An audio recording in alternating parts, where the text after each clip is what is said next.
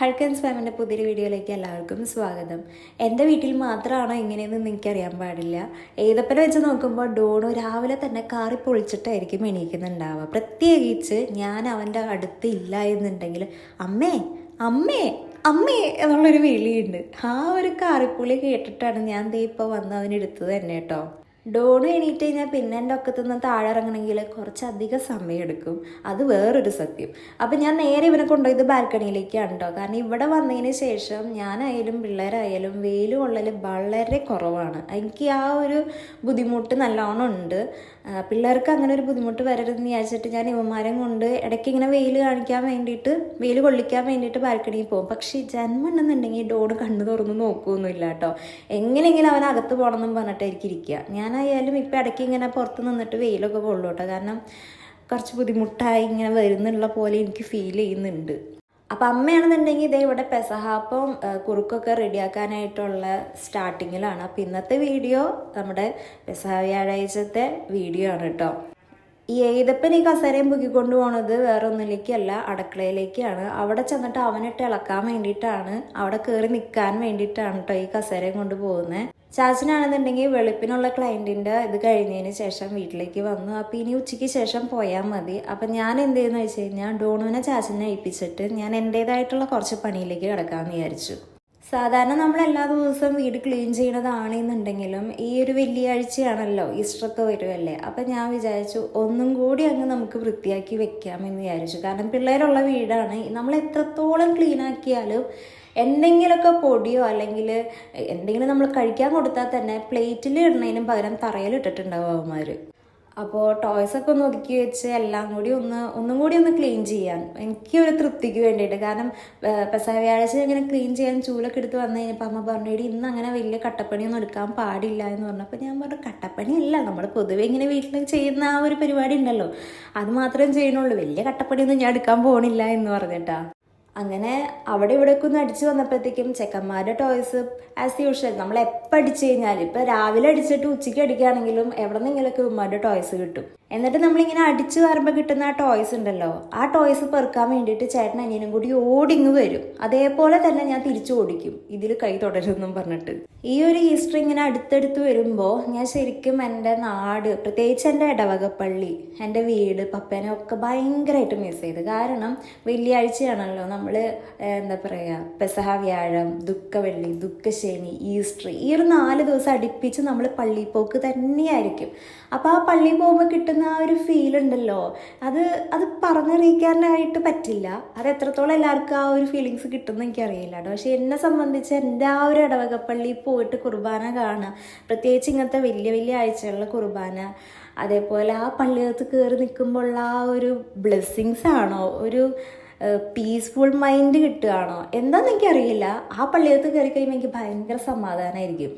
അതൊക്കെ എനിക്കിപ്പോൾ ഭയങ്കരമായിട്ട് മിസ് ചെയ്യുന്നുണ്ട്. കാരണം ഇവിടെ നമുക്ക് പള്ളിയിൽ പോകാനുള്ള ഓപ്ഷൻ ഇപ്പോഴത്തെ നിലവിലത്തെ സാഹചര്യത്തിലില്ല. നമ്മൾ ഓശാന ഞായറാഴ്ച പള്ളിയിൽ പോയി, അതിനുശേഷം പെസഹ വ്യാഴാഴ്ച ഒക്കെ വെളുപ്പിന് 5 മണിക്കാണ് മലയാളം കുർബാന എന്നാണ് അറിയിപ്പുണ്ടായിരുന്നത്. പക്ഷെ ഇപ്പം നമുക്ക് പുതിയ ആയിട്ട് വന്നേക്കുന്ന അറിയിപ്പ് എന്ന് പറഞ്ഞു കഴിഞ്ഞാൽ ദുഃഖവെള്ളിയാഴ്ചത്തെ എല്ലാ കർമ്മങ്ങളും വേണ്ടെന്ന് വെച്ചേക്കാണ്. കാരണം വാറൻറ്റി ഇഷ്യൂസ് ഉള്ളതുകൊണ്ട് ഗവൺമെൻറ്റിൻ്റെ അടുത്തൊരു ഇൻഫോർമേഷൻ കിട്ടുന്നത് വരേക്കും എല്ലാം ഓൺലൈനിലാക്കിയേക്കാണ് കേട്ടോ.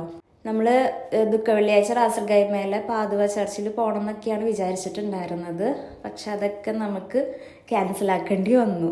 അപ്പം അതിൻ്റെ ഒരു വിഷമമുണ്ട്, ഒരു മനസ്സിന് അതിൻ്റെ ഒരു, നമുക്ക് പള്ളിയിൽ പോകുമ്പോൾ കിട്ടുന്ന ആ ഒരു സംതൃപ്തി എന്തായാലും ഓൺലൈൻ ത്രൂ കാണുന്ന കുർബാനയ്ക്ക് കിട്ടില്ല. എന്നാലും നമുക്ക് സാഹചര്യത്തിനനുസരിച്ച് നിന്നല്ലേ പറ്റുള്ളൂ, അത് വേറൊരു സത്യം. എല്ലാം നല്ലതിനെന്ന് വിചാരിച്ച് മുന്നോട്ട് പോവാം. അപ്പം ഈ കസേരപ്പുറത്ത് കയറി നിൽക്കണുണ്ട് കഴിഞ്ഞപ്പോൾ ഞാൻ ഡോണിനൊന്ന് പരീക്ഷിക്കാമെന്ന് വിചാരിച്ചു. അയ്യോ ഡോണ്, ഞാൻ അമ്മ വീഴാൻ പോണേന്ന് പറഞ്ഞപ്പോഴത്തേക്കും പാവട്ടോ ഓടി വന്നിട്ട് എൻ്റെ കൈ പിടിച്ചിട്ടോ.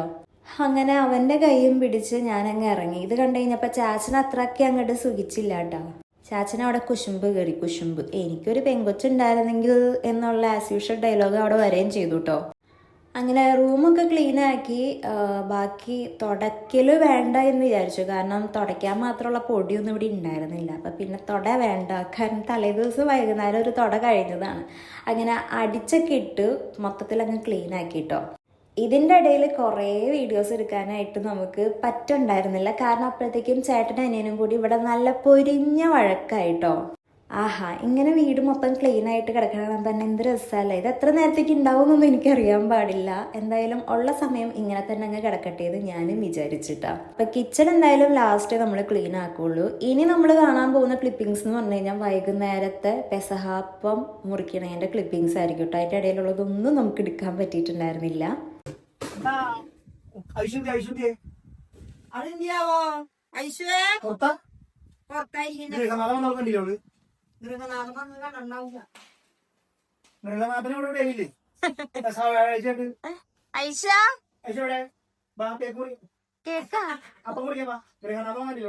ഗൃഹനാഥം വന്നേക്കണോടി, ഓടിവാ. ഗൃഹനാഥന് പ്രാർത്ഥിക്കാക്കില്ല ഇവരുടെ വിചാരിച്ചു. വിശുദ്ധ കുരിശിന്റെ അടയാളത്താൽ ഞങ്ങളുടെ ത്രികളന്ന് ഞങ്ങളുടെ തമ്പുരാനും പിതാവിനും പുത്രനും പ്രസ്ഥാന നാമത്തിൽ കൂടെ സ്ത്രീകളിൽ അങ്ങ് അനുഗ്രഹിക്കപ്പെടാവുന്നു. അങ്ങയുടെ പ്രതിഫലമായ ഈശോ അനുഗ്രഹിക്കപ്പെടാവുന്നു.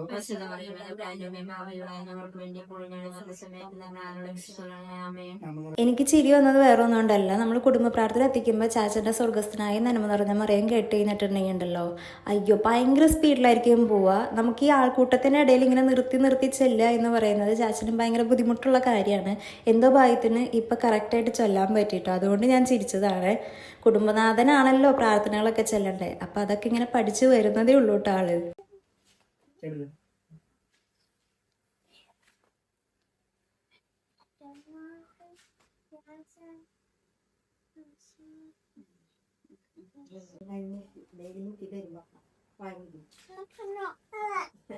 അവൻ തിന്ന് വയറോ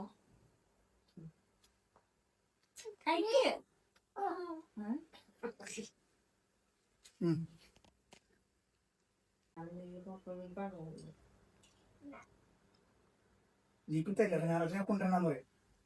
നീ ജീപ്പില്ല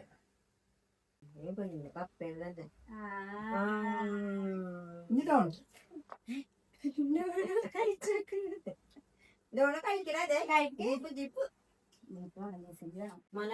അവർക്ക് കൊടുത്തിട്ട് മുഴുവനും കഴിക്കാൻ പറയണോട്ടാ.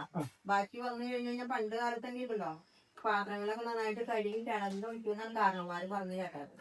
അപ്പൊ ഒട്ടും വേസ്റ്റ് ആക്കാണ്ട് എല്ലാം കഴിക്കാൻ പറഞ്ഞു. നിങ്ങളുടെ പിള്ളേര് വേസ്റ്റ് ആക്കിയേ വളർന്നല്ലേ പാത്രം കിട്ടിയാ ഇരിക്കുന്നു. പുള്ളി ഒരു വേസ്റ്റാക്കിയേ ശരിയാണോ ശരിയല്ലേ മടക്കി പിടിച്ചോ. ബൈ.